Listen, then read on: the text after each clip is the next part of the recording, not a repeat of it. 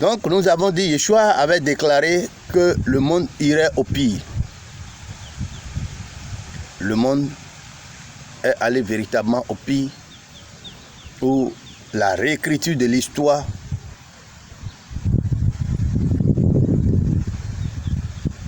a connu un succès paradoxal. On a réécrit l'histoire des Juifs, des Israélites. On a réécrit l'histoire de l'humanité. On a envoyé les pieds en l'air, la tête en bas, la tête qui marche désormais, les pieds qui mangent. Les bras n'ont pas de fonction. Le silence assourdissant est devenu la sagesse. Le mutisme est devenu le sectarisme. Et la vérité a perdu complètement son chemin. Plus de 2000 ans ont écoulé dans cette grande ignorance pour asseoir la perdition totale. Et toute l'Afrique végétaire dans la démonicité accrue. L'Occident, l'Orient, même l'Asie, pavanait dans son complot meurtrier. Et tout le monde gisait dans le sang. Mais une chose est sûre, comment Yehovah Melech Haolam pouvait devenir plus puissant que tout le monde sans se faire révéler? Yeshua n'est pas mort. Yeshua n'est véritablement pas mort. Ou du moins, Yeshua est vivant. Il est mort, il est ressuscité, il est assis à la droite du Père et il vit toujours avec nous. Cette prophétie, cette grande prophétie, moi je suis venu au nom de mon Père et vous ne m'avez pas reçu. Vous ne me recevez pas. Et si un autre vient en son nom, à son propre nom, vous le recevez. Cette prophétie s'est appliquée plus de 2000 ans.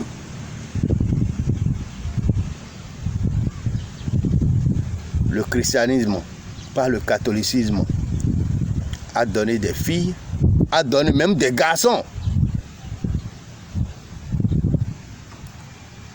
Ces filles ont pilulé, le protestantisme est venu, les évangéliques sont venus toujours de forme en forme.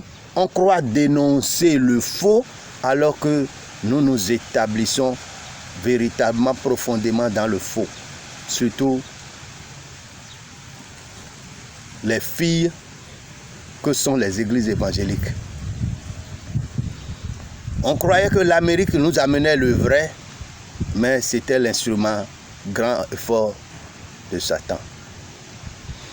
On croyait que l'Afrique était le berceau de Satan, mais ils étaient encore les petits-fils, sinon la petite fille du monde occidental en matière du satanisme. Bien-aimés frères, j'étais chrétien. J'ai reconnu que j'étais véritablement en erreur, j'étais véritablement enfoui dans une grotte, dans un abîme où je ne pouvais jamais sortir. Grâce à ce Yeshua, qui ne peut jamais mentir, qui est véritablement révélé comme Yehovah Tsevaot, le Tout-Puissant, l'Aleph et le Tav, il a envoyé sa main. De Échaïaou, Isaïe 53, verset 1er, pour me tirer de ce groupe, parce que je n'y étais pas destiné. Oh, Baruch Atah Adonai Yehovah Eloheinu Melech Haolam. Il m'a sauvé, il m'a délivré de christianisme, cet abîme. Et aujourd'hui, je je porte le nom de mon maître, Yeshua HaMashiach Melech HaOlam, le Nazaréen. Alors, je profite pour vous dire, le nazaréisme, c'est les Français qui nous ont appris à ismer les choses. Le Nazaréen est le gardien de la Torah, le fidèle. Rappelez-vous qu'en Matthieu chapitre 23, Matthieu Tiaou chapitre 23, verset 23, en invectivant, en fustigeant les pharisiens, les sadducéens, les scribes, Yeshua a dit, vous avez oublié les plus grandes choses de la loi, la miséricorde, la fidélité et la justice. C'était le caractéristique, sinon c'était les caractéristiques du nazaréisme. La miséricorde. Ça explique le sacrifice de Yeshua pendu au bois. On ne pouvait pas supporter nos affreux péchés, notre affreuse nature. Yeshua a payé totalement, du passé comme du présent, comme du futur. Nous en avons une provision grandement disponible. C'est ça, la miséricorde. La fidélité, c'est ça qu'on appelle le nazaréisme. J'ai pris tout mon temps à expliquer ce qu'on appelle Nester, Nazaréen, le rejeton. Là-bas a été coupé, mais le rejeton, la racine est là. Une racine sortira d'Isaïe. Ce Yeshua. Je vous ai expliqué entre-temps ce qu'on appelle les David, c'est Mat Sadik. Pour David 1, j'aime juste. Je vous avais expliqué ça.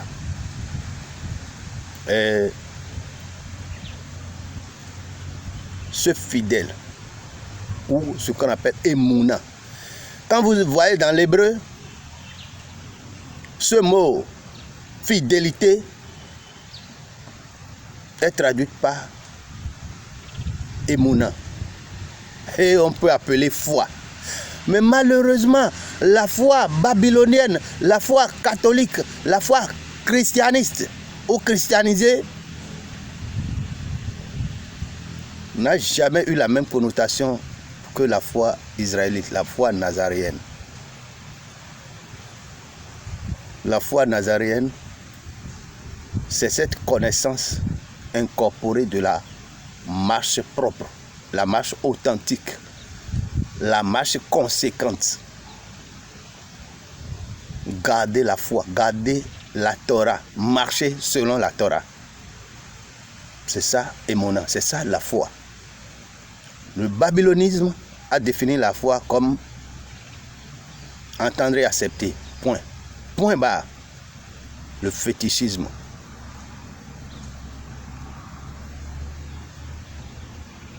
Et enfin, on a dit la justice. Yehohanan a refusé, Jean a refusé de baptiser Yeshua. Yeshua a dit non, non, non, non. C'est comme ça, nous devons apprendre à accomplir la justice. La justice, c'est de montrer effectivement que nous gardons la Torah. En n'y ajoutant rien, en n'y retranchant rien. Bien-aimés frères, le catholicisme, le christianisme a saupoudré le nom du Père, le nom du Fils et le souffle de sainteté par lequel nous sommes sauvés. Parce que il fallait simplement blasphémer le nom du souffle de sainteté, le souffle de sainteté, pour que nous puissions perdre la vie à jamais. Yeshua a dit, tu peux injurer le Fils, tu peux dire tous les mots du Fils. Tu peux dire Yeshua, tu peux dire Yeshua, tu peux dire Yahshua, tu peux dire Jésus, tu peux dire quoi que ce soit. Injurie-le parce que Jésus-Christ veut dire que ton nom soit effacé, que ta mémoire disparaisse à jamais. C'est une malédiction que les chrétiens prononcent toujours. Et les juifs le font de même en disant Yeshua. En prononçant toujours cette malédiction. Enfin, le judaïsme et le christianisme sont deux fils de Satan pour avirer les Nazaréens. Bien-aimés frères, le christianisme, en complotant au XIe siècle précisément, a changé tous les donnes.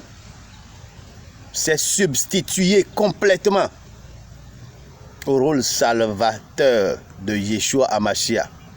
Ce que Yeshua a fait, un autre est venu en son nom, du nom de Jésus-Christ, a pris.